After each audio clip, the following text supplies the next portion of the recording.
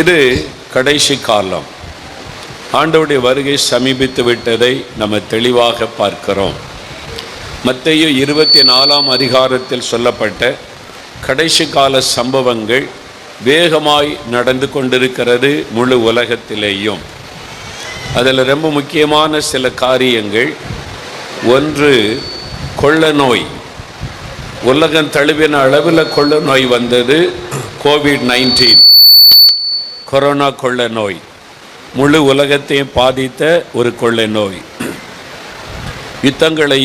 யுத்தங்களின் செய்திகளையும் கேள்விப்படுவீர்கள் அப்படின்னு ஆண்டவர் சொன்னார். ரஷ்யா உக்ரைன் யுத்தம் இன்னும் முடிவு பெறவில்லை, தொடர்ந்து நடைபெறுகிறது. சவுதி அரேபியா ஏமன் யுத்தம் சில வருடமாய் தொடர்ந்து நடைபெற்று கொண்டிருக்கிறது. இது கடைசி காலம். இந்த கடைசி காலத்தில் கொள்ள நோய்கள் வரும். சென்ற ஆண்டுகளில் கொரோனா கொள்ளை நோய் வந்தது அப்படின்னு மோகன் சி லாசரஸ் சொல்றார். இந்த கொரோனாவை பிரபலப்படுத்தினவர் இந்த மோகன் சி லாசரஸ் தான். மருந்து கண்டுபிடிக்கிறதுக்குள்ள கொரோனாவை விரட்டிடுவேன், 3 நாள் விரட்டிடுவேன் அப்படின்னு 3 நாள் பாஸ்டிங் போட்டு எல்லாரும் ஜோம் பண்ண வச்சு, இவரும் ஜோம் பண்ணி, உலகமெல்லாம் ஜோம் பண்ணி தோற்ற முடியல. கொரோனா விட்டு இவர் தோற்று போயிட்டார். யாரு? மோகன் சி லாசரஸ். இந்த கொரோனா ஏன் வருது, ஏன் வந்தது அப்படின்றதெல்லாம் இவருக்கு தெரியாது. அது ஒரு வியாதியா, அது ஒரு பற்றாக்குறையினால் வந்ததா, இல்லை மனித சரீரம் எப்படி பாதிக்கப்பட்டுச்சு, எதனால் பாதிக்கப்பட்டுச்சு, காரணம் என்ன, அதெல்லாம் இவர் சொல்ல மாட்டார். கொரோனா வந்துச்சு, எல்லாம் ஜோம் பண்ணுங்க, இந்த ஒரு குறிப்பிட்ட சமயத்தில் எல்லாம் ஜோம் பண்ணுங்க, முட்டி போட்டு ஜோம் பண்ணுங்க, இப்படி பயத்தை அதிகரித்தவர் இந்த மோகன் சி லாசரஸ். மக்கள் வீட்டை விட்டு வெளியே வரக்கூடாத அளவுக்கு போயிடுச்சு. வேலைக்கு போய் சம்பாதிக்க முடியாத அளவுக்கு போயிடுச்சு. அந்த சம்பாதனையில் காசு இல்லாதவங்க நிறைய பேர், கஷ்டத்தின் பிடியில் இருந்தவங்க, பசியில் இருந்தவங்க நிறைய பேர். அதை பற்றிலாம் அவருக்கு கவலை கிடையாது. யாருக்கும் உதவியெல்லாம் செய்ய மாட்டார். வேலை இல்லாததுனால கஷ்டப்பட்டாங்க, யாருக்கும் உதவியெல்லாம் செய்ய மாட்டார். ஜெபம் பண்ணுங்க. இவர் இன்னும் வாழறதுக்கு வழி சொன்ன மாதிரி, பணம் சம்பாதிக்கிறதுக்கு வழி சொன்ன மாதிரி, அதுக்கெல்லாம் இப்போ அந்த உதவியெல்லாம் அவர் செய்ய மாட்டார். மக்களை ஜெபம் பண்ணுங்கன்னு சொல்லிட்டு மக்களை சிந்திக்க விடாமல் பண்றவர் இந்த மோகன் சி லாசரஸ் அவர்கள். கடைசி காலம், இந்த உலகம் அழிய போகுது அப்படின்றது தான் இவருடைய கான்செப்ட். இவருடைய கான்செப்ட்னா மக்களை பயமுறுத்துறது தான் இவருடைய கான்செப்ட். இந்த உலகம் அழிய போகுது.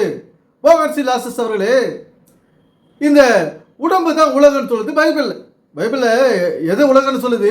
நம்முடைய சரீரம், இந்த உடம்பை தான் அது உலகம்னு சொல்லுது பைபிளில். அது இந்த மோகன் சி லாசரஸ்க்கு தெரியாது. பாவம், பரிதாபத்திற்குரிய மனுஷன் அவர். ஒரு சிந்திக்காத, ஒரு மூளைக்கு வேலை கொடுக்காத ஒரு மனிதர் யாருடான்னா இந்த மோகன் சி லாசரஸ் தான். இந்த உலகத்தில் எப்படி வாழறது, கடன் இல்லாத வாழறது, அதை பற்றி அவருக்கு சொல்லிக் கொடுக்க மாட்டார். கொரோனா வந்துச்சு, கடன் இல்லாத வாழறதுக்கு என்ன வழி? உக்ரைனையும் ரஷ்யாவிலையும் சண்டை, இது மாதிரி சொல்கிறார். சவுதிக்கும் ஏமனுக்கும் சண்டை. இங்கே வீட்டுக்குள்ளே நடக்கிற சண்டை இவருக்கு தெரியாது. கணவன் மனைக்குள்ளே நடக்கிற சண்டை தெரியாது. பிள்ளைகளுக்கு பெற்றோருக்கு நடக்கிற சண்டைகள் தெரியாது. மாமியாருக்குள்ளே நடக்கிற சண்டைகள் இவருக்கு தெரியாது. அதெல்லாம் தீர்த்து வைக்கிறதுக்கு வழி இவர் சொல்ல மாட்டார். வெளி நடக்குது, அங்கே நடக்குது சண்டை, இந்த நாட்டில் நடக்குது சண்டை, வீட்டுக்கு சண்டையாக நடக்குது, அதெல்லாம் இவருக்கு தெரியாது. அந்த சண்டை சச்சரவு இல்லாத வாழ்க்கையை எப்படி மக்களிடம் போதிப்பது, எப்படி சண்டை சச்சரவு இல்லாத சமாதானமான வாழ்க்கையை எப்படி கொண்டு போவது, எப்படி அமைத்துக் கொள்வது என்ற வழியெல்லாம் மோகன் சி லாசரஸ் சொல்ல மாட்டார். பைபிள் வெறும் உலகம் அழிய போகுது, நோய் வரப்போகுது, கொள்ளை நோய் வரப்போகுது, எல்லாம் மறிக்க போகிறாங்க, யுத்தங்கள் வருது அப்படின்ட்டு இதுதான் சொல்லி எனக்கு வாய் எல்லாரும் ஜெபம் பண்ணுங்க, பைபிள் படிங்க, பாட்டு பாடுங்க, அதிகாலை ஜெபம், இரவு ஜெபம், ஆன்லைன் ப்ரேயர், இதிகாசம் மாற்றி செஞ்சுனே இருங்க. கஷ்டத்தின் பிடியில் இருந்துனே இருங்க, வறுமையின் பிடியில் இருந்துனே இருங்க, ஆபத்தின் பிடியில், அவமானத்தின் பிடியில் இருந்துகிட்டே இருங்க. ஒரு கௌரவமான வாழ்க்கைக்கு ஒரு வழி சொல்ல மாட்டாரு. கொரோனா வந்துச்சு. இந்த மாதிரி ஒரு மக்களுக்கு பயன்படாத விஷயத்தை இன்னைக்கு பைபிளிலிருந்து விலக்கி கொண்டிருக்கிறார் மோகன் சி லாசரஸ் அவர்கள். இவருடைய நோக்கம் எல்லாம் மக்களை பயமுறுத்தி பணத்தை பிடுங்கணும். தான் பெரிய ஆளு, தன்னுடைய புகழ் குறையக்கூடாது, தன்னுக்கு வருமானம் குறையக்கூடாது, இன்னொரு நோக்கமாக இருக்கிறவர் இந்த மோகன் சி லாசரஸ் அவர்கள். தன்னை பிரபலப்படுத்திக் கொண்டே இருப்பார். மக்களை பயமுறுத்தி தனக்கு தான் எல்லாம் தெரியும் அப்படின்னு தன்னை தானே இவர் உயர்த்தி கொள்கிறவர் இந்த மோகன் சி லாசரஸ் அவர்கள். மக்கள் படும் கஷ்டங்கள், வறுமைகள், வியாதிகளை பற்றி இவர் கவலைப்பட போகிறது கிடையாது.